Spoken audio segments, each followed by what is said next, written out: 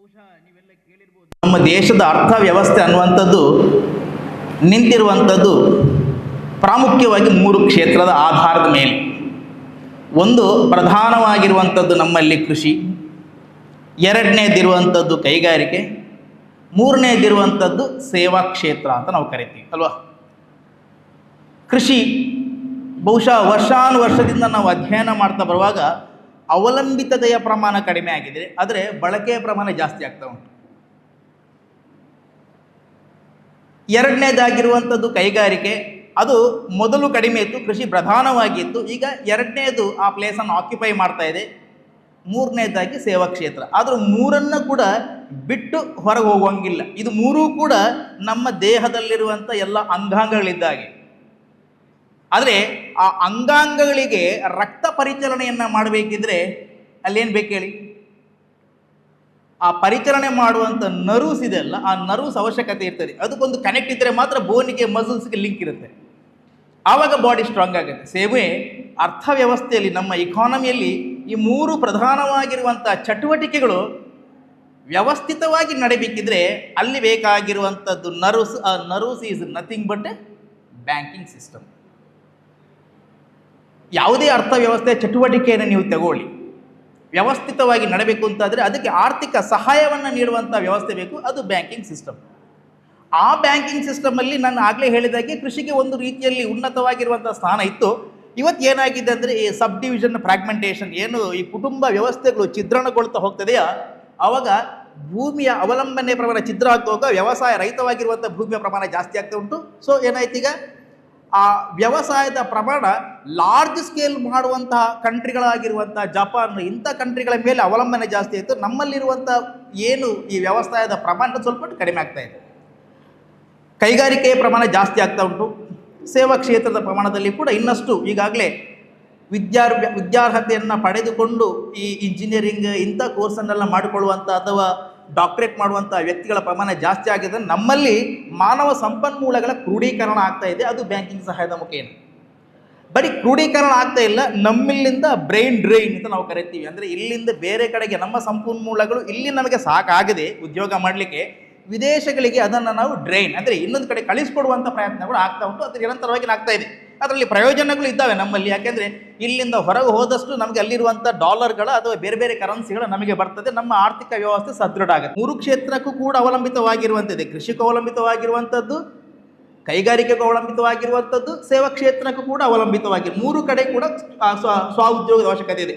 ಎಲ್ಲ ವಿದ್ಯಾರ್ಥಿಗಳು ಕೂಡ ಮುಂದೊಂದು ದಿವಸ ಓದಿ ವೈಟ್ ಕಾಲರ್ ಜಾಬನ್ನೇ ಅಂದರೆ ಸರ್ಕಾರಿ ಉದ್ಯೋಗವನ್ನೇ ಪಡ್ಕೊಳ್ಳುವಂಥ ಸಾಧ್ಯತೆಗಳು ಕಡಿಮೆ ಇದೆ. ಅದಂತೂ ಇನ್ನು ಮುಂದಿನ ದಿನಗಳಲ್ಲಿ ಇನ್ನೂ ಕಡಿಮೆ ಇದೆ. ಯಾಕೆಂದರೆ ಕೇಂದ್ರ ಸರ್ಕಾರ ಒಂದು ಹೊಸ ಡಿಪಾರ್ಟ್ಮೆಂಟನ್ನೇ ಮಾಡಿದೆ. ನೀವು ಕೇಳಿರ್ಬೋದು, ಡಿಸ್ಇನ್ವೆಸ್ಟ್ಮೆಂಟ್ ಡಿಪಾರ್ಟ್ಮೆಂಟ್ ಅಂತೇಳಿ. NDA ಗೌರ್ಮೆಂಟ್ ಸ್ಟಾರ್ಟಿಂಗಲ್ಲಿ ಬರುವಾಗ ಮಾಡಿರುವಂಥ ದೊಡ್ಡ ಪ್ರಯತ್ನ ಇದೆ. ಏನು ಡಿಸ್ಇನ್ವೆಸ್ಟ್ಮೆಂಟ್ ಡಿಪಾರ್ಟ್ಮೆಂಟ್ ಅಂದರೆ, ಏನು ಸರ್ಕಾರ ಒಂದು ಇಂಡಸ್ಟ್ರಿಯಲ್ಲಿ ಅಮೌಂಟನ್ನು ಹಾಕಿದೆಯಾ ಅದನ್ನು ಸ್ವಲ್ಪ ಸ್ವಲ್ಪನೇ ತೆಗೆದು ಅದನ್ನು ಸಾರ್ವಜನಿಕರಿಗೆ ಹಂಚುವಂಥದ್ದು, ಪ್ರೈವೇಟೈಸೇಷನ್ ಮಾಡುವಂಥ ಪ್ರಯತ್ನಗಳು ನಡೀತಾ ಇದೆ. ಅಂದರೆ ಅರ್ಥ ಏನಂತಂದರೆ, ಸರ್ಕಾರದ ಉದ್ಯೋಗಗಳ ಪ್ರಮಾಣ ಈ ಹಿಂದೆ ನಾವೇನು ಸಾರ್ವಜನಿಕ ವಲಯದ ಒಂದು ಕಲ್ಪನೆಗಳು ಏನಿತ್ತ, ಸಾಮಾಜಿಕ ಚಿಂತನೆಗಳೇನಿತ್ತ, ಅದು ಈಗಿಲ್ಲ. LPG liberalisation, privatisation, globalisation, Narasimha Rao ಗೌರ್ಮೆಂಟಲ್ಲಿ ಬಂದಿರುವಂಥದ್ದು ಸಾಮಾಜಿಕ ಸುಧಾರಣೆ ಅಂತ ನಾವು ಕರಿತೀವಿ, ಆರ್ಥಿಕ ಸುಧಾರಣೆ ಅಂತ ಕರಿತೀವಿ. ಆವಾಗ ಏನಾಯ್ತು ಅಂದರೆ ನಮ್ಮ ಚಿಂತನೆಗಳೇನುಂಟು ಈಗ ಮಾರ್ಕೆಟ್ ಬೇಸ್ಡ್. ಏನು ಮಾರ್ಕೆಟ್ ಬೇಸ್ಡ್? ರೆಗ್ಯುಲೇಟರಿ ಸಿಸ್ಟಮ್ಸ್ ಈಗ ಇಲ್ಲ. ಮೊದಲೆಲ್ಲ ನೀವು ನೋಡಿರ್ಬೋದು, ನಮಗೆ ಮಾರ್ಕೆಟಲ್ಲಿ ಒಂದು ವಸ್ತುವಿಗೆ ಬೆಲೆಯನ್ನು ನಿರ್ಣಯ ಮಾಡುವಂಥದ್ದು ಸರ್ಕಾರ ಹಿಂದೆ ತುಂಬ ಟೈಮಲ್ಲಿ. ಆ ನಂತರ ಏನಾಯಿತು, ಇವಾಗ ಅದೆಲ್ಲ ಹೋಯಿತು. ಈಗ ಮಾರ್ಕೆಟಿಗೆ ಏನು ಸಾಮಾನು ಬರ್ತದೆ, ಅದಕ್ಕೆ ಎಷ್ಟು ಬೇಡಿಕೆ ಬರ್ತದೆ, ಮಾರ್ಕೆಟೇ ರೇಟನ್ನು ಫಿಕ್ಸ್ ಮಾಡಬೇಕು. That is nothing but moving towards the privatisation. ಸರ್ಕಾರದ ರೋಲ್ ಕಡಿಮೆ. ಈಗ ಸರ್ಕಾರ ಬಳಿ ವ್ಯವಸ್ಥೆ ಮಾಡಿ ಕೊಡುವಂಥದ್ದು, ನೀವು ನಿರ್ಧಾರ ಮಾಡಿಕೊಳ್ಳಿ ಅಂತೀವಿ. ಸೊ ಇಂಥ ಗ್ರೌಂಡ್ ಮೇಲೆ ಇನ್ನು ವೈಟ್ ಕಾಲರ್ ಜಾಬನ್ನು ಹರಸಿ ಹೋಗುವಂತಹ ಪ್ರಯತ್ನ ಸ್ವಲ್ಪ ಕಡಿಮೆ. ಹಾಗಾದರೆ ಇನ್ನೇನು, ಜೀವನೋಪಾಯಕ್ಕೋಸ್ಕರ ಇನ್ನೊಂದು ವ್ಯವಸ್ಥೆ ಆಗಲೇಬೇಕು, ಅದು ಸ್ವಉದ್ಯೋಗ. ಬಹುಶಃ ನೀವೊಂದು ಚಿಕ್ಕ ಸ್ಟೋರಿ ಕೂಡ ಕೇಳಿರ್ಬೋದು. ಹಿಂದೊಬ್ಬ ವ್ಯಕ್ತಿ ಇದ್ದ, ಒಬ್ಬ ಕ್ರಿಶ್ಚಿಯನ್ ಹುಡುಗ. ಅವ ಸ್ವಲ್ಪ ಓದಿದ, ಒಂದು ಹೈಸ್ಕೂಲಲ್ಲೇನೋ ಅವನು ಫೇಲ್ ಆಗಿಬಿಟ್ಟ. ಅವ ಒಂದು ಚರ್ಚಿಗೆ ಹೋಗಿ ಈ ಬೆಲ್ಲನ್ನು ಬಾರಿಸುವಂಥ, ಬಹುಶಃ ನಾನು ಯಾವುದೇ ಕಮ್ಯುನಿಟಿಗೆ ಇದು ಮಾಡುವಂಥದ್ದಲ್ಲ, ಬೆಲ್ಲನ್ನು ಬಾರಿಸುವಂಥದ್ದು, ಅದಕ್ಕೊಂದು ಅಪ್ಲಿಕೇಶನ್ ಹಾಕಿರೋದನ್ನು ಅವನ ಗಮನಕ್ಕೆ ಬಂತು. ಅವನಿಗೆ ಅವನೇನು ಮಾಡಿದ, ತಾನು ಕೂಡ ಒಂದು ಅಪ್ಲಿಕೇಶನ್ ಹಾಕಿದ. ಅಪ್ಲಿಕೇಶನ್ ಹಾಕಿ ಇಂಟರ್ವ್ಯೂ ಕರೆದಾಗ ಆಗಿರೋದರಿಂದ ಅವನಿಗೆ ಸೆಲೆಕ್ಷನ್ ಆಗಲಿಲ್ಲ. ಸೆಲೆಕ್ಷನ್ ಆಗದೇ ಇರುವಾಗ ಅವನಿಗೆ ನೋವಾಯಿತು. ಆವಾಗ ಅವನ ತಲೆಯಲ್ಲಿ ಚಿಂತನೆ ಬಂದಿರುವಂಥದ್ದು, ನಾನು ಯಾಕೆ ಉದ್ಯೋಗಿ ಆಗಬಾರ್ದು ಅಂತ, ನಾನು ಯಾಕೆ ಸ್ವಉದ್ಯೋಗ ಮಾಡಬಾರ್ದು ಅಂತ. ಅವನಲ್ಲಿರುವಂಥ ಚಿಕ್ಕ ಪ್ರಮಾಣದ ಒಂದು ಬಂಡವಾಳವನ್ನು ಉಪಯೋಗ ಮಾಡಿಕೊಂಡು ಅದರಲ್ಲಿ ಲಾಭವನ್ನು ಗಳಿಸಿ ಬರುವ ಲಾಭವನ್ನು ಮತ್ತೆ ಅವನು ತನ್ನ ಸ್ವಹಿತಕ್ಕೆ ಬಳಸದೆ ಮತ್ತೆ ಬಿಸ್ನೆಸ್ಸಿಗೆ ಬಳಸಿ ಅದನ್ನು ಅಭಿವೃದ್ಧಿಪಡಿಸಿ ಅವನು ದೊಡ್ಡ ಪ್ರಮಾಣದಲ್ಲಿ ಬೆಳೆದ ನಂತರ ಆ ಊರಿನ ಜನರು ಅವನನ್ನು ಅವಲಂಬಿ, ಯಾಕೆಂದರೆ ಅವನ ಊರು ಬಿಟ್ಟು ಬೇರೆ ಕಡೆ ಹೋಗಿ ಬಿಸ್ನೆಸ್ಸನ್ನು ಮಾಡಿದ. ನಂತರ ಗೊತ್ತಾಯ್ತು, ಇವ ನಮ್ಮ ಊರಿನ ಹುಡುಗ ಇವತ್ತು ಅಲ್ಲಿ ಹೋಗಿ ದೊಡ್ಡ ಚೆನ್ನಾಗಿದ್ದಾನಲ್ಲ, ಇವನನ್ನು ಕರೆಸಿ ಇವನನ್ನು ಒಂದು ಮಾತುಕತೆ ಮಾಡ್ಕೋಬೇಕು ಅಂತೇಳಿ ಕರೆದ್ರು. ಮಾತನಾಡಿಸಿದ್ದು ಎಲ್ಲ ಮಾಡುವಾಗ ಪ್ರೆಸ್ ಮೀಟ್ನವರೆಲ್ಲ ಬಂದರು. ಅವನಿಗೆ ಅದ್ಧೂರಿ ಸನ್ಮಾನವನ್ನೆಲ್ಲ ಮಾಡಿದ ನಂತರ ಪ್ರೆಸ್ ಮೀಟ್ನವರೆಲ್ಲ ಕ್ಯಾಶುವಲ್ ಆಗಿ ಕೇಳ್ತಾರೆ, ನೀವು ಮೊದಲು ಎಲ್ಲಿದ್ರಿ, ಹೇಗಿದ್ರಿ, ನೀವು ಇಲ್ಲಿಂದ ಎಲ್ಲಿ ಹೋದ್ರಿ, ಯಾವಾಗ ಹೋದ್ರಿ, ಈಗ ಮೊದಲು ಏನಾಗಿದ್ರಿ ಹಾಗೆ ಕೇಳಿ ಒಂದು ಪ್ರಶ್ನೆನೇ ಕೇಳಿದ್ರು, ನೀವೇನು ಓದಿದ್ದೀರಿ ಅಂತೇಳಿ. ಅವಾಗ ಅವ ಕೊಟ್ಟಿರುವಂಥ ಉತ್ತರ, ನಾನು ಹೈಸ್ಕೂಲು ಫೇಲ್ ಆಗಿದ್ದೆ. ಸರ್, ನೀವೆಲ್ಲಾದರೂ ಹೈಸ್ಕೂಲ್ ಪಾಸ್ ಮಾಡಿದ್ದೆ ಆಗಿದ್ದಲ್ಲಿ ನೀವು ಇನ್ನೆಷ್ಟು ಉದ್ದಕ್ಕೆ ಹೋಗಿ ಎತ್ತರಕ್ಕೆ ಬೆಳೀತಾ ಇದ್ದೀರಿ, ನೀವು ಈಗ ಬಿಲಿಯನೇರ್ ನೀವು. ಅವಾಗ ಅವ ಹೇಳಿದ, ನಾನು ಸಪೋಸ್ ಹೈಸ್ಕೂಲ್ ಅವತ್ತು ಪಾಸ್ ಆಗಿದ್ದರೆ ನಾನು ಇದು ಬೆಲ್ ಮಾತ್ರ ಬಾರಿಸ್ತಾ ಇದ್ದೆ ಅಂತೇಳಿ. ದಟ್ ಮೀನ್ಸ್ ನಮ್ಮ ಸ್ವ ಉದ್ಯೋಗಕ್ಕೆ ಎಜುಕೇಷನ್ನ ಲಿಮಿಟೇಷನ್ ನಾವು ಕೊಡಲಿಕ್ಕಿಲ್ಲ. ಸ್ವ ಉದ್ಯೋಗದಲ್ಲಿ ನಾವು ನಿರಂತರವಾಗಿ ನಾವು ಬೆಳೆಬೇಕು ಅಂತಂದರೆ ಅಲ್ಲಿ ಬೇಕಾಗಿರುವಂಥದ್ದು ನಮಗೆ ಪ್ರೇರಣೆ ಮಾತ್ರ, ಅಲ್ಲಿ ಬೇಕಾಗಿರುವುದು ನಮಗೆ ಸ್ವ ಇಚ್ಛೆ ಮಾತ್ರ, ಅಲ್ಲಿ ಬೇಕಾಗಿರುವುದು ನಮಗೆ ದೃಢ ಸಂಕಲ್ಪ ಮಾತ್ರ. ನಾನು ಜಯಿಸ್ತೀನಿ ಅಂತ ಅದು ಒಂದಿದ್ದು ತನ್ನಲ್ಲಿ ಇಚ್ಛಾಶಕ್ತಿ ಇದ್ದರೆ ಸಮಾಜದಲ್ಲಿ ತಾನು ಮಾಡುವಂತಹ ಚಟುವಟಿಕೆಗಳಿಗೆ ಇರುವಂತಹ ಏನು ನಿಬಂಧನೆಗಳಿದ್ದಾವೆ ಅದನ್ನು ಅರ್ಥೈಸಿಕೊಳ್ಳಿಕ್ಕೆ ಸಾಧ್ಯ ಆದರೆ, ಅದೇ ರೀತಿಯಲ್ಲಿ ಇನ್ನೊಂದು ಶಬ್ದ ನಾನು ಆ್ಯಡ್ ಮಾಡ್ತೀನಿ, ಬ್ಯಾಂಕಿನ ಮುಖೇನ ಬಿಸ್ನೆಸ್ಗೆ ತೆಗೆದುಕೊಂಡಿರುವಂತಹ ಫೈನಾನ್ಸನ್ನು ಅದಕ್ಕೆ ಮಾತ್ರನೇ ಉಪಯೋಗ ಮಾಡಿದರೆ ಬಿಸ್ನೆಸ್ಸಲ್ಲಿ ಸೋಲಿಕ್ಕೆ ಸಾಧ್ಯನೇ ಇಲ್ಲ. ಸೋಲು ಯಾವಾಗ ಆಗ್ತದಂತಂದರೆ, ನಾನೀಗ ಹೇಳಿದ ನಿಬಂಧನೆಗಳಿದೆ ಅಲ್ಲ ಅದಕ್ಕಿಂತ ಹೊರತುಪಟ್ಟಾಗ, ಅದಕ್ಕಿಂತ ಹೊರಗೆ ಹೋದಾಗ ಮಾತ್ರ ನಾವು ಸೋಲಿಕ್ಕೆ ಸ್ವಲ್ಪ ಸಾಧ್ಯ ಇರುವಂಥದ್ದು. ಬೇರೆ ಬೇರೆ ಸಾಮಾಜಿಕ ಕಾರಣಗಳಿರ್ಬೋದು, ಅದೇ ದೃಢ ಸಂಕಲ್ಪ ಹೊಂದಿದ್ರೆ ಸಾಕು. ಸೊ ಈ ನಿಟ್ಟಿನಲ್ಲಿ ಕೇಂದ್ರ ಸರ್ಕಾರ ಹಲವಾರು ಕಾರ್ಯಕ್ರಮವನ್ನು ಹಮ್ಮಿಕೊಳ್ತಾ ಇದೆ. ಆ ಹಮ್ಮಿಕೊಳ್ಳುವಲ್ಲಿ ಇವತ್ತು ನನಗೆ ಯಾವುದವ್ರು ಹೇಳಿದ್ರು, ಸ್ವಲ್ಪ ಏನಾದರೂ ಸರ್ಕಾರದಲ್ಲಿ ಸಿಗುವಂತಹ ಏನಾದರೂ ಕಾರ್ಯಕ್ರಮಗಳಿದ್ದರೆ ನಮ್ಮ ಜನರಿಗೆ ಉಪಯೋಗ ಆಗುವಂಥದ್ದು ಏನಾದರೂ ಇದ್ದರೆ ಅವುಗಳ ಬಗ್ಗೆ ಮಾಹಿತಿಯನ್ನು ಕೊಡ್ರಿ ಅಂತೀವಿ. ಸೊ ಆ ನಿಟ್ಟಿನಲ್ಲಿ ನಾವು ನೋಡುವಾಗ ನೀವು ಕೇಳಿರ್ಬೋದು, ಸ್ವ ಉದ್ಯೋಗಕ್ಕೆ ಸಂಬಂಧಪಟ್ಟಿರುವಂತೆ ಕೇಂದ್ರ ಸರ್ಕಾರ ಸೆಲ್ಫ್ ಎಂಪ್ಲಾಯ್ಮೆಂಟ್ ಗ್ಯಾರಂಟಿ ಪ್ರೋಗ್ರಾಮ್ ಅಂತ ನಾವು ಕರಿತೀವಿ.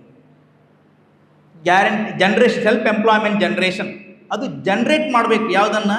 ಉದ್ಯೋಗವನ್ನು ಸೃಷ್ಟಿ ಮಾಡುವಂಥ ನೀವು ಯಾವುದೇ ಚಟುವಟಿಕೆಯನ್ನು ಮಾಡಿ, ಅಲ್ಲಿ ಕೂಡ ನಿಬಂಧನೆಗಳಿದೆ, ಎಲ್ಲವನ್ನು ಮಾಡಲಿಕ್ಕೆ ಬರೋದಿಲ್ಲ. ಫಾರ್ ಎಕ್ಸಾಂಪಲ್ ಟೊಬ್ಯಾಕೊ ಇಂಡಸ್ಟ್ರಿ, ನಾವು ಬೀಡ್ ಇಂಡಸ್ಟ್ರಿ, ಇದಕ್ಕೆ PMEGP ಲೋನ್ ಬರೋದಿಲ್ಲ.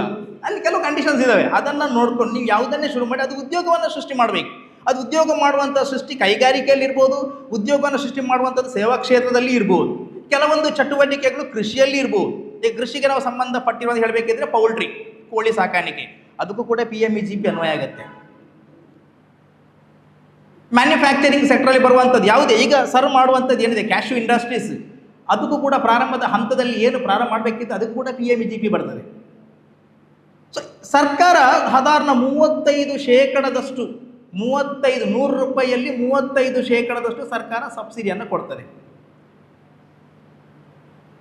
ಆ ಸಬ್ಸಿಡಿಯ ಕ್ರೂರೀಕರಣ ಏನು ಮಾಡ್ತದೆ ಸರ್ಕಾರ? ನಮ್ಮ ಕೈಯಿಂದಲೇ ಅದನ್ನು ಪಡ್ಕೊಂಡು ಟ್ಯಾಕ್ಸ್ನ ಮುಖೇನವ ಆ ರೀತಿ ಎಲ್ಲ ಡೈರೆಕ್ಟೋ ಇಂಡೈರೆಕ್ಟ್ ಟ್ಯಾಕ್ಸ್ನ ಮುಖೇನ ಶೇಖರಣೆ ಮಾಡಿಕೊಂಡು ಅದನ್ನು ಜನರಿಗೆ ನೀವು ಸ್ವಾವಲಂಬಿತ ಜೀವನವನ್ನು ಮಾಡಿ ನೀವು ಜನರಿಗೆ 4 ಜನರಿಗೆ ಉದ್ಯೋಗವನ್ನು ಕೊಡೋ ಪ್ರಯತ್ನ ಮಾಡೋದಿದ್ರೆ 35% ತನಕ ಸರ್ಕಾರ ನಿಮಗೆ ಒಂದು ಸಬ್ಸಿಡಿಯನ್ನು ಕೊಡುವಂಥ ಸ್ಕೀಮೇ ಸೆಲ್ಫ್ ಎಂಪ್ಲಾಯ್ಮೆಂಟ್ ಗ್ಯಾರಂಟಿ ಪ್ರೋಗ್ರಾಮ್ ಅಂತ ನಾವು ಕರಿತೀವಿ, ಕೇಂದ್ರ ಸರ್ಕಾರದ ಪ್ರೋಗ್ರಾಮ್. ಈ ಗ್ಯಾರಂಟಿ ಪ್ರೋಗ್ರಾಮಲ್ಲಿ ಮೊದಲಿಗೆ ನಾವು ಮಿನಿಮಮ್ 10 ಲ್ಯಾಕ್ 5 ಲ್ಯಾಕ್ ಯಾವ ಅಮೌಂಟನ್ನು ಬೇಕಿದ್ರೆ ಚೂಸ್ ಮಾಡ್ಬೋದು. ಎಲ್ಲ ಬಿಸ್ನೆಸ್ಗಳು ನೀವು ಬ್ಯಾಂಕಲ್ಲಿ ಕೇಳಿ ಹೋಗುವಾಗ ಫಸ್ಟ್ ಹೇಳ್ತಾರೆ ಒಂದು 25% ಹಾಕಬೇಕು ಅಂತ ಹೇಳ್ತಾರೆ, ಮಾರ್ಜಿನ್ ಅಂತ ನಾವು ಕರಿತೀವಿ, ಕ್ಯಾಪಿಟಲ್ ಅಂತ ನಾವು ಕರಿತೀವಿ ಅಲ್ವ. ಆದರೆ ಈ ಸೆಲ್ಫ್ ಎಂಪ್ಲಾಯ್ಮೆಂಟ್ ಗ್ಯಾರಂಟಿ ಪ್ರೋಗ್ರಾಮ್ ಆಗಿರುವಂಥ PMEGPಯಲ್ಲಿ 5% ಇದ್ದರೆ ಸಾಕು. 100 ರೂಪಾಯಿಯಲ್ಲಿ 5 ರೂಪಾಯಿ ನೀವು ಬಂಡವಾಳ ಹಾಕಿ 95 ರೂಪಾಯಿಯಷ್ಟು ಬ್ಯಾಂಕ್ ಸಾಲವನ್ನು ಕೊಡ್ತದೆ. ಆ 95 ರೂಪಾಯಿಯಲ್ಲಿ ಬ್ಯಾಂಕ್ ಸಾಲವನ್ನು ಕೊಟ್ಟಿರೋದ್ರಲ್ಲಿ 35% ಏನಿದೆ ನಾನು ಹೇಳಿದ್ನಲ್ಲ ಅದು ಬ್ಯಾಂಕಿಗೆ ಬರ್ತದೆ. ಬ್ಯಾಂಕಲ್ಲಿ ಒಂದು ಫಿಕ್ಸ್ಡ್ ಡೆಪಾಸಿಟ್ ಆಗಿರ್ತದೆ. ಆ ಫಿಕ್ಸ್ಡ್ ಡೆಪಾಸಿಟಿಗೆ ಬ್ಯಾಂಕ್ ಏನು ಮಾಡೋದಿಲ್ಲ, ನಿಮಗೆ ಬಡ್ಡಿಯನ್ನು ಕೊಡೋದಿಲ್ಲ.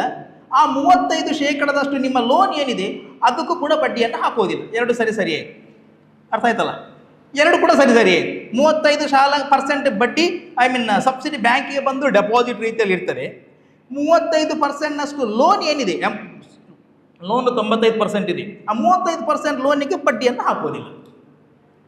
ಸರಿ, ಸುಮಾರು 3 ವರ್ಷದಷ್ಟು ಆ ಡೆಪಾಸಿಟ್ ನಮ್ಮಲ್ಲೇ ಬ್ಯಾಂಕಲ್ಲಿ ಇಡ್ತದೆ.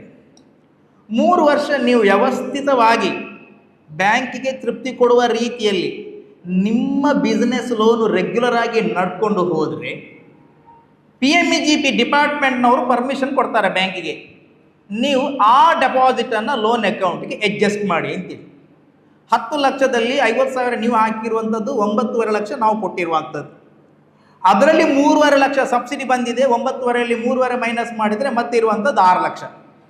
ಆ 6 ಲಕ್ಷವನ್ನು ನೀವು 3 ವರ್ಷದಲ್ಲಿ ಕಟ್ಟುವಾಗ ಅದು ಹತ್ತಿರ 3 ಲಕ್ಷಕ್ಕೆ ಬಂದು ನಿಂತಿತ್ತು.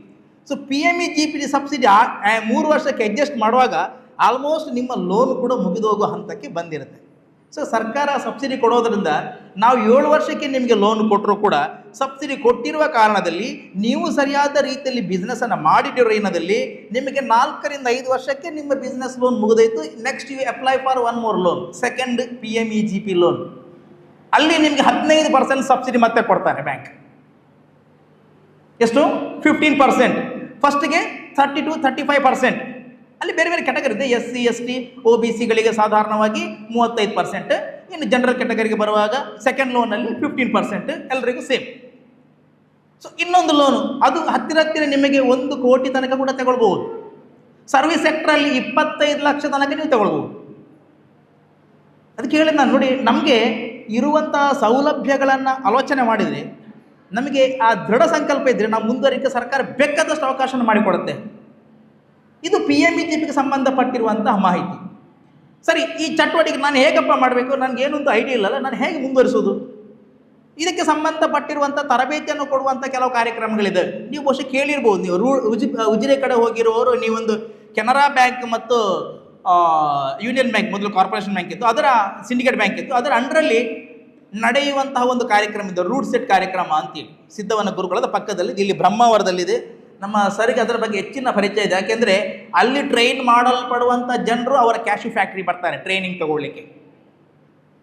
ನಿಮ್ಮ ಚಿಂತನೆಗಳು ಯಾವುದುಂಟ ಅದು ಆ ಚಿಂತನೆಗಳಿಗೆ ಯೋಜನೆಯನ್ನು ನೀಡುವಂತಹ ಒಂದು ಟ್ರೈನಿಂಗ್ ಸೆಂಟರ್ ಇದೆ, ರೂಟ್ ಸೆಟ್. ಆ ರೂಟ್ ಸೆಟ್ಟಲ್ಲಿ ನೀವು ತರಬೇತಿಯನ್ನು ಪಡ್ಕೊಂಡು ರೂಟ್ ಸೆಟ್ಗಳಲ್ಲಿ ಕೊಡುವಂತಹ ಸರ್ಟಿಫಿಕೇಟನ್ನು ಕೊಟ್ಟರೆ ಮಿನಿಮಮ್ 8th ಸ್ಟ್ಯಾಂಡರ್ಡ್ ಪಾಸ್ ಆಗಿರಬೇಕು. ನಿಮಗೆ 5 ಲಕ್ಷಕ್ಕಿಂತ ಮೇಲ್ಗಡೆ ಸೇವಾ ಕ್ಷೇತ್ರಕ್ಕೆ ಸಂಬಂಧಪಟ್ಟಿರುವಂಥ PMEGP ಲೋನ್ ತಗೊಳ್ಳಿಕ್ಕೆ, 10 ಲಕ್ಷದ ಒಳಗಡೆಗೆ ನಿಮಗೆ ಮ್ಯಾನುಫ್ಯಾಕ್ಚರಿಂಗಲ್ಲಿ ಲೋನ್ ತಗೊಳ್ಬೇಕಿದ್ರೆ ಮಿನಿಮಮ್ ನೀವು ಪಾಸ್ ಆಗಬೇಕಿರುವಂಥದ್ದು 8th ಸ್ಟ್ಯಾಂಡರ್ಡ್. ಬಹುಶಃ ಅದಕ್ಕಿಂತ ಲೋ ಕ್ವಾಲಿಫಿಕೇಷನ್ ಅಂತ ಯಾರ ಹತ್ರ ಎಲ್ಲರೂ ಕೂಡ ಓದಿರ್ತಾರೆ ಈಗ. ಸೊ ಇಂಥ ಸೌಲಭ್ಯಗಳನ್ನು ಪಡ್ಕೊಂಡು ನಾವು ಮಾಡಬೇಕಾಗಿರುವಂಥದ್ದೇನು, ಅಕೌಂಟನ್ನು ರೆಗ್ಯುಲರ್ ಆಗಿ ಇಡಬೇಕು. ಅಕೌಂಟು NPA ಮಾಡಲಿಕ್ಕೆ ಬಿಡಬಾರ್ದು ಅಂತ ಅಲ್ವಾ? ಬಹುಶಃ NPA ಕಾನ್ಸೆಪ್ಟಿಗೆ ಹೆಚ್ಚಿನವರಿಗೆ ಗೊತ್ತಿರ್ಬೋದು. NPA, ಸಿಬಿಲ್ ಕೇಳಿದ್ರೆ ನೀವೆಲ್ಲ. ಬಹುಶಃ ನಾವು ಮನೆಯಲ್ಲಿ ಒಂದು ಕುಟುಂಬವನ್ನು ಸೇರಿಸುವಾಗ, ಒಂದು ಗಂಡು ಹೆಣ್ಣಿನ ವಧುವರರ ವ್ಯವಸ್ಥೆ ಮಾಡುವಾಗ ನಾವು ಒಂದು ಜಾತಕ ನೋಡ್ತೀವಿ. ಅದೇ ರೀತಿಯಲ್ಲಿ ಬ್ಯಾಂಕಿಂಗಲ್ಲಿ ಕೂಡ ಬರುವಂಥ ಕಸ್ಟಮರ್ ಬ್ಯಾಂಕಿಗೆ ಹೊಂದಿಕೊಳ್ತಾನ ಅಂತ ನಾವು ಒಂದು ಜಾತಕ ನೋಡ್ತೀವಿ. ಆ ಜಾತಕ ಬಹುಶಃ ನಿಮ್ಮ ಬಾಯಲ್ಲಿ ಕೇಳುವಾಗೆ ಅದು ಸಿಬಿಲ್. ಏನದು ಸಿಬಿಲ್ ಅಂತಂದರೆ ಅದು ಜಾತಕ. ಅಲ್ಲಿ ನಿಮ್ಮ ಎಲ್ಲ ಹಿಸ್ಟ್ರಿ ಬರುತ್ತೆ. ನೀವು ಈ ಹಿಂದೆ ಬ್ಯಾಂಕಿಂಗ್ ವ್ಯವಸ್ಥೆ ಮಾಡಿದ್ದಿದ್ರೆ ಆ ರಿಪೋರ್ಟಲ್ಲಿ ನಿಮ್ಮ ಪಾನ್ ಕಾರ್ಡ್, ಆಧಾರ್ ಕಾರ್ಡ್ ಯಾವುದಾದ್ರೂ ಲಿಂಕ್ ಆಗಿದ್ದರೆ, ಯಾವ ಬ್ಯಾಂಕಲ್ಲಿ ನೀವು ತಗೊಂಡಿರ್ತೀರಿ ಆ ಬ್ಯಾಂಕಿನ ಸಮಸ್ತ ವಿಚಾರ ನಿಮ್ಮ ಅಕೌಂಟಿಗೆ ಸಂಬಂಧಪಟ್ಟಿರುವಂಥದ್ದು, ಲೋನಿಗೆ ಸಂಬಂಧಪಟ್ಟಿರುವಂಥದ್ದು ಆ ಸಿಬಿಲ್ ರಿಪೋರ್ಟಲ್ಲಿ ಜನರೇಟ್ ಆಗುತ್ತೆ. ಸೊ ನಾವೇನು ಮಾಡ್ತೀವಿ, ನಿಮ್ಮಿಂದ ಆಧಾರ್ ಕಾರ್ಡ್, ಪಾನ್ ಕಾರ್ಡನ್ನು ಕೇಳ್ತೀವಿ. ಕೇಳಿ ಏನು ಮಾಡ್ತೀವಿ, ನಾವು ನಿಮ್ಮಿಂದ ಒಂದು ರಿಪೋರ್ಟನ್ನು ತೆಗೆದು, ಸಿಬಿಲ್ ಅನ್ನುವಂಥದ್ದು ಒಂದು ಆರ್ಗನೈಸೇಷನ್. ಅದೇ ರೀತಿಯಲ್ಲಿ ಕ್ರಿಫ್ ಅಂತ ಇದೆ, ಇಕ್ವಿಫ್ಯಾಕ್ಸ್ ಅಂತ ಇದೆ, 3-4 ಸಂಸ್ಥೆಗಳಿದೆ, ದೊಡ್ಡ ಸಂಸ್ಥೆಗಳಿದೆ. ಅದಕ್ಕೆ ಎಲ್ಲ ಬ್ಯಾಂಕುಗಳ ಡಾಟಾ ಬೇಸ್ ಕೂಡ ಅಲ್ಲಿ ಸರ್ವರಿಗೆ ಹೋಗ್ತದೆ. ನಾವು ರಿಪೋರ್ಟ್ ಜನರೇಟ್ ಮಾಡುವಾಗ ನಮಗೆ ಎಲ್ಲ ಕಥೆಗಳೆಲ್ಲ ಬರ್ತದೆ. ಈ ವ್ಯಕ್ತಿ ಈ ಹಿಂದೆ ಮಾಡಿರುವಂಥ ಬ್ಯಾಂಕಿಂಗ್ ಫೆಸಿಲಿಟೀಸ್ ಹೇಗಿದ್ದಾವೆ ಅಂತೇಳಿ. ಆ ಸಿಬಿಲಲ್ಲಿ ಸಾಧಾರಣ 900 ಸ್ಕೋರ್ ಅಲ್ಲಿ ಬರುವಂಥದ್ದು. 750ಕ್ಕಿಂತ ಮೇಲೆ ಸ್ಕೋರ್ ಬಂದು ಒಳಗಡೆ ಹೇಳಲ್ಪಟ್ಟಿರುವಂಥ ಸಿಬಿಲ್ನ ಒಳಗಡೆ ರಿಸ್ಟ್ ಇರ್ತದೆ. ಏನದು ಸಾಧಾರಣ 5 ವರ್ಷಗಳ ಪುರಾಣ ಬರೆದಿರ್ತಾರೆ ಅದರಲ್ಲಿ. ಇವನ್ನ ಖಾತೆಗೆ ಈ ಹಿಂದೆ ಕಟ್ಟಿರುವಂಥ ಲೋನು ಪ್ರತಿ ತಿಂಗಳಲ್ಲಿ ಈ ಥರದಲ್ಲಿ ಬಂದಿದೆಯಾ, ಸಮಯಕ್ಕೆ ಅನುಗುಣವಾಗಿ ಬಂದಿದೆಯಾ. ಅವ 3 ತಿಂಗಳು ಕಟ್ಟಿಲ್ಲ ಅಂತಂದರೆ account NPA, non performing asset. ಕೇಳಿದಲ್ಲ ಶಬ್ದ, ನಾನ್ ಪರ್ಫಾರ್ಮಿಂಗ್ ಅಂದರೆ ನಾವು ಯಾರಿಗಾದ್ರೂ 100 ರೂಪಾಯಿ ಕೊಟ್ಟರೆ ನಾವೊಂದು ಕಮಿಟ್ಮೆಂಟ್ ಕೊಟ್ಟಿರ್ತಾನವ, ಏನು ನಾನು ನೆಕ್ಸ್ಟ್ ತಿಂಗಳಲ್ಲಿ ಕೊಡ್ತೀನಿ ಅಂತೇಳಿ. ಅವ ನೆಕ್ಸ್ಟ್ ತಿಂಗಳಲ್ಲಿ ಕೊಟ್ಟಿಲ್ಲ ಅಂತಂದರೆ ಇನ್ನೊಂದು ಸರಿ ಲೋನಿಗೆ ಬರುವಾಗ ಅವ್ನು ನಮ್ಮ ಹತ್ರ ಕೇಳಲಿಕ್ಕೆ ಬರುವಾಗ ನಾವು ಹಿಂಜರಿದಿಲ್ವಾ. ಸಿಮಿಲರ್ಲಿ ಇಲ್ಲಿನೂ ಕೂಡ ಅಷ್ಟೇ, ಬ್ಯಾಂಕಲ್ಲಿ ಏನು ಈ ಹಿಂದೆ ಬೇರೆ ಬೇರೆ ಬ್ಯಾಂಕ್ಗಳು ಕೊಟ್ಟಿರ್ಬೋದು, ನಾವು ಕೊಟ್ಟಿರ್ಬೋದು, ಅವನು ಸಮಯಕ್ಕೆ ಸರಿಯಾಗಿ ಕಟ್ತಾ ಇದ್ದಾನ, ಅದೆಲ್ಲವೂ ಕೂಡ ಅಲ್ಲಿ ಹಿಸ್ಟ್ರಿ ಬರ್ತದೆ. 90 ದಿವಸಕ್ಕಿಂತ ಅಂದರೆ ಈ ತಿಂಗಳಲ್ಲಿ, ಇದೀಗ ಅಕ್ಟೋಬರ್ ತಿಂಗಳು, ಈ ತಿಂಗಳ ಒಂದು ಮನೆಯ ಕಂತು ಅಕ್ಟೋಬರಲ್ಲಿ ಬರಲಿಲ್ಲ, ನವೆಂಬರಲ್ಲಿ ಬರಲಿಲ್ಲ, ಡಿಸೆಂಬರಲ್ಲೂ ಬರಲಿಲ್ಲ ಅಂದರೆ ಜನವರಿ 1ನೇ ತಾರೀಕಿಗೆ ಆಗುವಾಗ ಬ್ಯಾಂಕಿಂಗ್ ಬುಕ್ಸಲ್ಲಿ, ಬ್ಯಾಂಕಿನ ಬುಕ್ಕಲ್ಲಿ ಆ ವ್ಯಕ್ತಿಯ ಆ ಹೌಸಿಂಗ್ ಲೋನು ಅದು ನಾನ್ ಪರ್ಫಾರ್ಮಿಂಗ್ ಅಸೆಟ್, ಅಂದರೆ ಅದು ಒಳ್ಳೆಯದಾಗಿರುವ ಆಸ್ತಿ ಆಗಿರೋದಿಲ್ಲ, ಅದು ಕೆಟ್ಟದಾಗಿರುವಂಥ ಆಸ್ತಿ ಆಗಿರುತ್ತೆ ಅಂತೀವಿ. ಅಂದರೆ ಅದರ ಬಗ್ಗೆ ಜಾಗ್ರತೆ ಮಾಡಿ ಅಂತ ನಾವು ಹೇಳಿದ್ವಿ. ಅದು ರಿಪೋರ್ಟ್ ಏನಾಗುತ್ತೆ, ಆ ಡಾಟಾ ನನ್ನ ಬ್ಯಾಂಕಿಂದ ನೇರವಾಗಿ ಸಿಬಿಲ್ಗೆ ಹೋಗ್ಬಿಡುತ್ತೆ. ಆ ಸಿಬಿಲ್ನ ಹಿಸ್ಟ್ರಿ ಅವ ಇನ್ನೊಂದು ಬ್ಯಾಂಕಿಗೆ ಹೋಗೋ ಕಣ್ಣಿಗೆ ಕಾಣ್ತಾರೆ.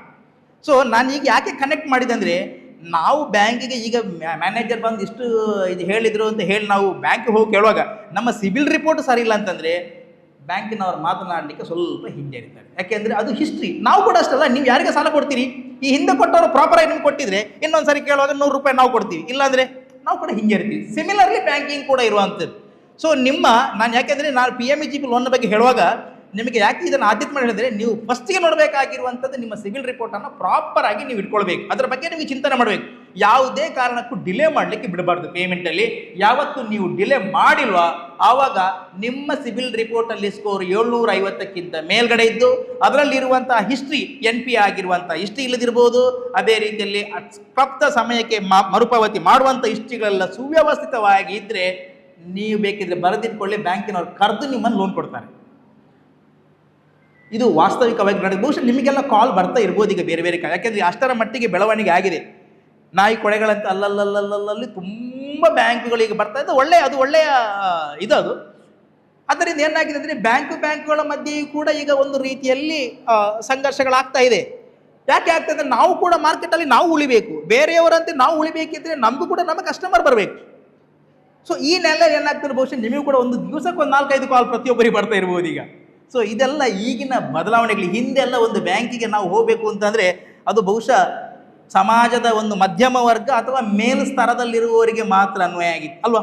2014ನೇ ಇಸ್ವಿಯಲ್ಲಿ ಈಗಿನ ನಮ್ಮ ಸೆಂಟ್ರಲ್ ಗೌರ್ಮೆಂಟ್ ಅವತ್ತು ಬರುವಾಗ 2014ನೇ ಇಸ್ವಿಯಲ್ಲಿ ಆಗಸ್ಟ್ 15ಕ್ಕೆ ಒಂದು ಕಾರ್ಯಕ್ರಮವನ್ನು ಅವರು ಇಂಟ್ರೊಡ್ಯೂಸ್ ಮಾಡಿದ್ದು. ಯಾವುದು ಹೇಳ್ಬಿಟ್ಟೆ ನಿಮಗೆ, ಜನ್ಧನ್ ಅಂತೇಳಿ, ಜನ್ಧನ್ ಅಕೌಂಟ್ ಓಪನ್ ಮಾಡುವಂಥ ಕಾರ್ಯಕ್ರಮ.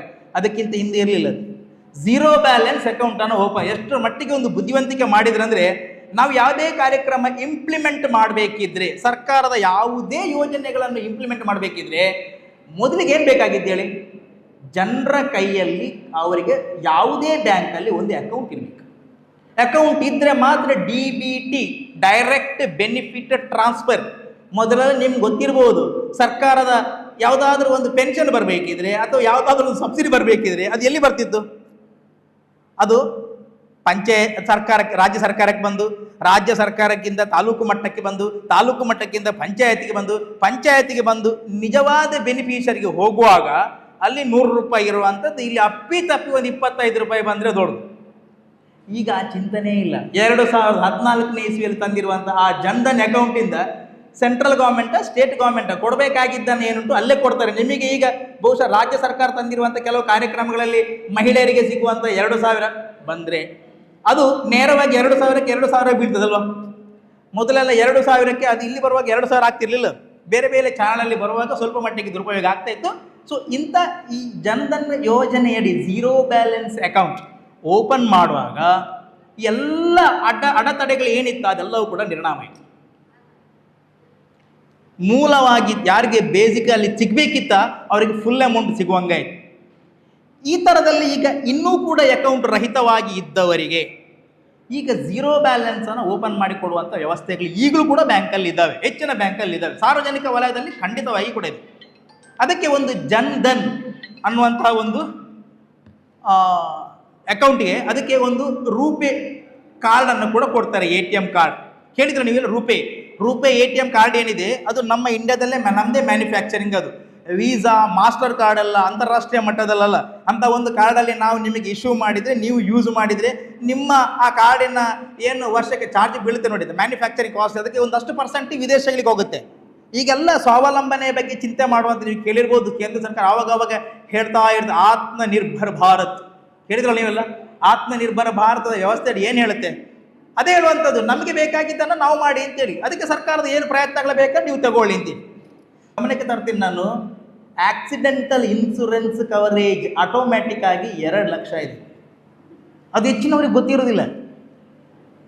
2018 ಒಳಗಡೆಗೆ 1 ಲಕ್ಷ ಇತ್ತು. ಆ ನಂತರ ಆಗಿರುವಂಥ ಅಕೌಂಟ್ಗಳಿಗೆ 2 ಲಕ್ಷ ರೂಪಾಯಿ ಪ್ಲಾಟಿನಮ್ ಕಾರ್ಡ್ಗಿದೆ. ಯಾಕೆ ನೋಡ್ತೀನಿ ಅಂದರೆ, ಏನಾದರೂ ನಮ್ಮ ಪರಿಸರದಲ್ಲಿ ಹೆಚ್ಚು ಕಡಿಮೆ ಆದರೆ ಅವನ ಅಕೌಂಟಿಗೆ ಯಾವುದು ಕಾರ್ಡ್ ಇತ್ತು ಅನ್ನೋದನ್ನು ಚೆಕ್ ಮಾಡಿ ಬ್ಯಾಂಕಿಗೆ ಹೋಗಿ ಕೇಳಿ, ಅದಕ್ಕೆ ಅವರು ವ್ಯವಸ್ಥೆ ಮಾಡ್ತಾರೆ.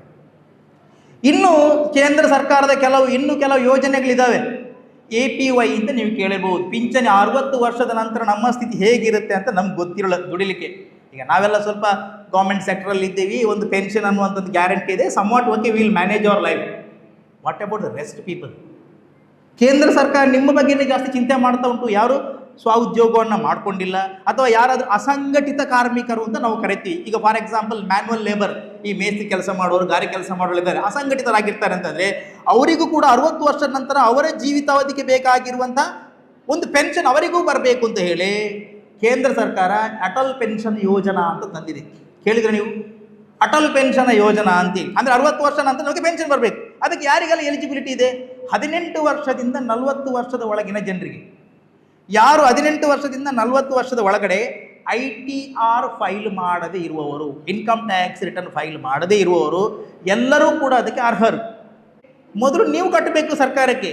18 ವರ್ಷಕ್ಕೆ ಮಗು ಇವತ್ತು APY ಬೇಕು ಅಂತ ಸಾರ್ವಜನಿಕ ವಲಯದ ಬ್ಯಾಂಕಲ್ಲಿ ಒಂದು ಅಕೌಂಟ್ ಮಾಡಿ APY ಮಾಡಿಸಿದ್ರೆ ಅವನಿಗೆ 40-42 ರೂಪಾಯಿ ಕಟ್ಟಲಿಕ್ಕೆ ಬರ್ತದೆ. ಎಲ್ಲಿಂದ ಕಟ್ಟಬೇಕು? ತಿಂಗಳಿಗೆ ಅವ 60 ವರ್ಷ ತನಕ ಕಟ್ಟಬೇಕು. ಅವ 60 ವರ್ಷದಿಂದ ಅವನಿಗೆ 1,000, 2,000, 3,000, 4,000, 5,000 ತನಕದ ಪೆನ್ಷನ್. 5,000ಕ್ಕೆ ಸಾಧಾರಣ 160 ರೂಪಾಯಿ ತನಕೇನೋ ಬರ್ತದೆ ಈಗ ಅವನಿಗೆ ಕಟ್ಟಲಿಕ್ಕೆ. ಅದು ಖರ್ಚು ಗೊತ್ತೇ ಆಗಲಿಕ್ಕಿಲ್ಲ ನಮ್ಗೆ. ಅದಕ್ಕಿಂತ ಜಾಸ್ತಿ ಖರ್ಚು ನಾವು ಮಾಡ್ತೀವಿ. 40 ವರ್ಷ 60 ವರ್ಷ ತನಕ ಅವನು ಪೇಮೆಂಟ್ ಮಾಡಿದರೆ 61ನೇ ವರ್ಷದಿಂದ ಅವನ ಜೀವಿತಾವಧಿ ತನಕ ಅವನಿಗೆ ಪೆನ್ಷನ್ ಸಿಗ್ತದೆ.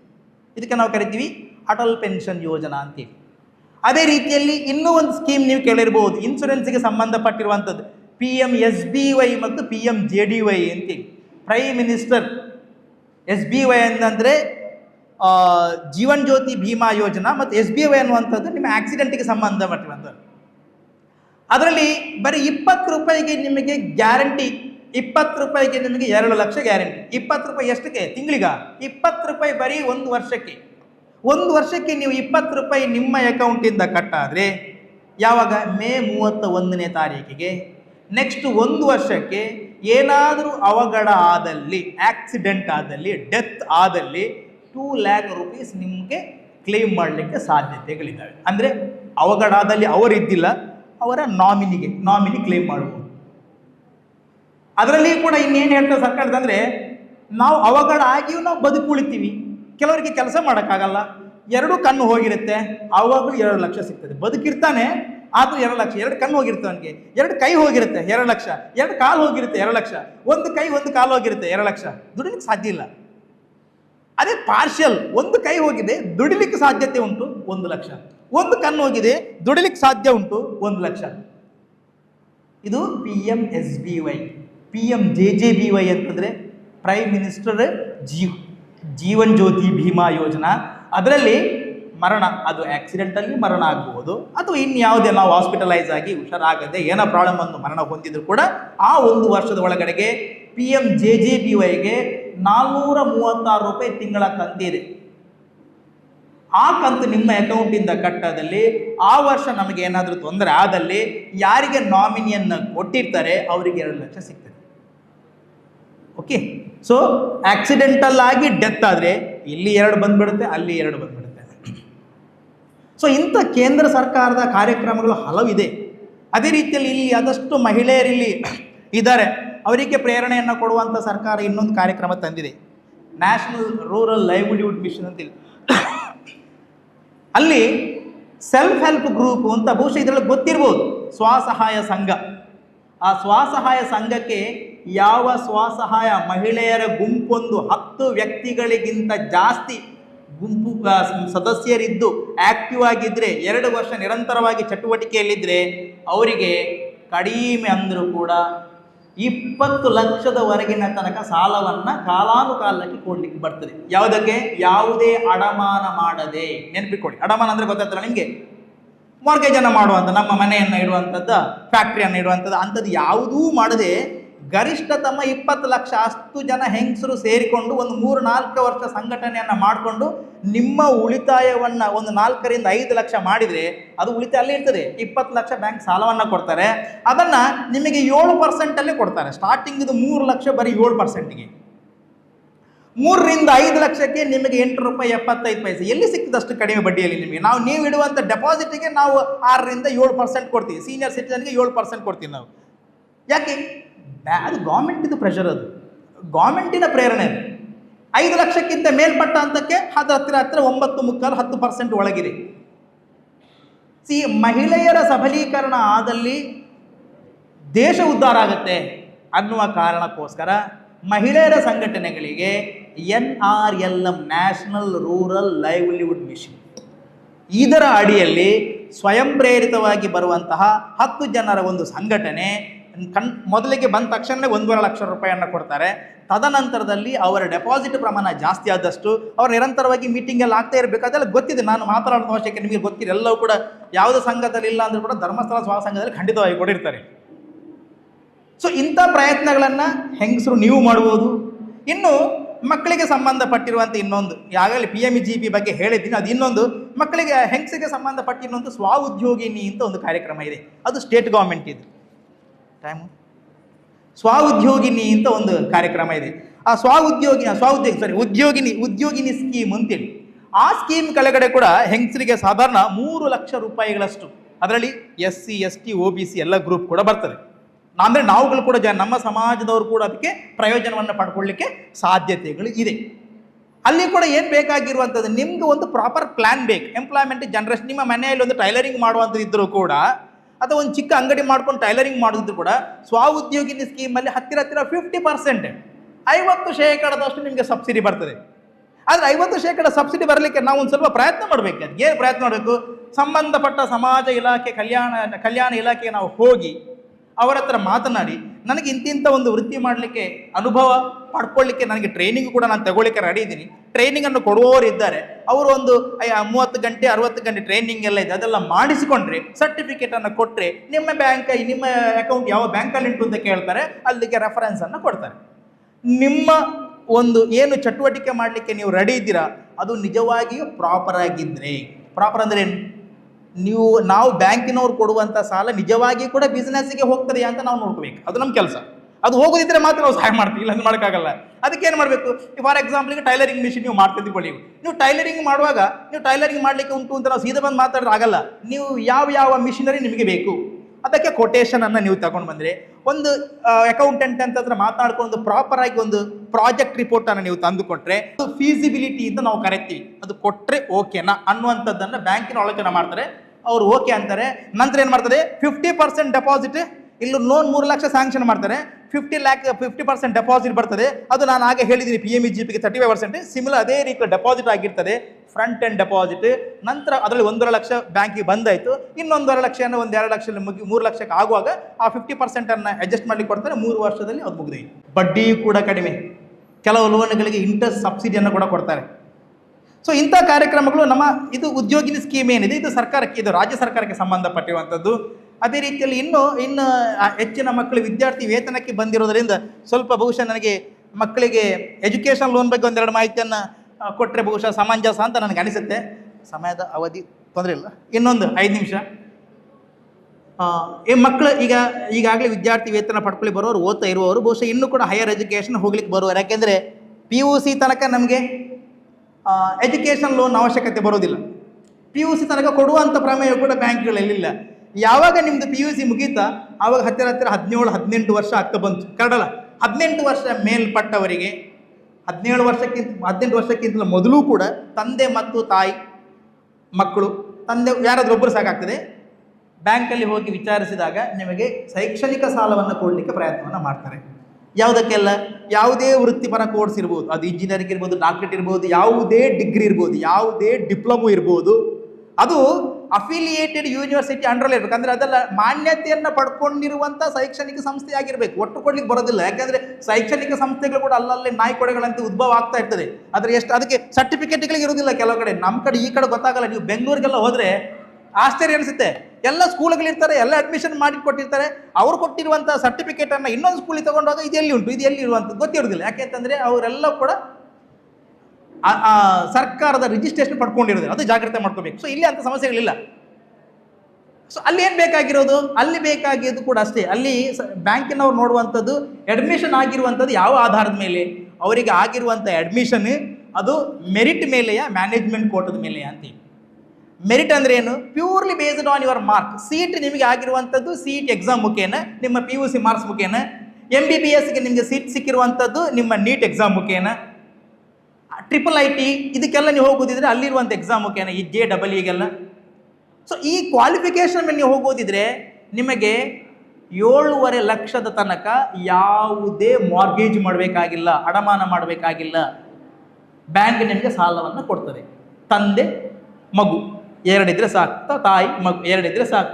Aadhaar card, PAN card, marks cards, ಶಾಲೆಯಿಂದ ಒಂದು ಲೆಟ್ರ್, ಎಕ್ಸ್ಪೆನ್ಸಸ್ ಏನು ಬರ್ತದೆ 3 ವರ್ಷಕ್ಕೆ 5 ವರ್ಷಕ್ಕೆ ಇಂಜಿನಿಯರಿಂಗ್ ಕೋರ್ಸ್ ಕೊಟ್ಟರೆ ಬ್ಯಾಂಕ್ ನಿಮಗೆ ವ್ಯವಸ್ಥೆಯನ್ನು ಮಾಡಿ ಕೊಡ್ತದೆ. ಇನ್ನು 7.5 ಲಕ್ಷಕ್ಕಿಂತ ಮೇಲೆ ಹೋಗಬೇಕಿದ್ರೆ ನೀವು ಅಡಮಾನ ಮಾಡಬೇಕಾಗ್ತದೆ. ಸಾಧಾರಣವಾಗಿರುವಂಥ ಎಜುಕೇಷನ್ 7 ಸಾಕಾಗ್ತದೆ. ದೊಡ್ಡ ಪ್ರಮಾಣಕ್ಕೆ ಹೋದಾಗ ನೀವು ಇನ್ನೂ ಕೂಡ ಕಲಿಯುವುದರಲ್ಲಿ ತುಂಬ ಹುಷಾರಿದೆ.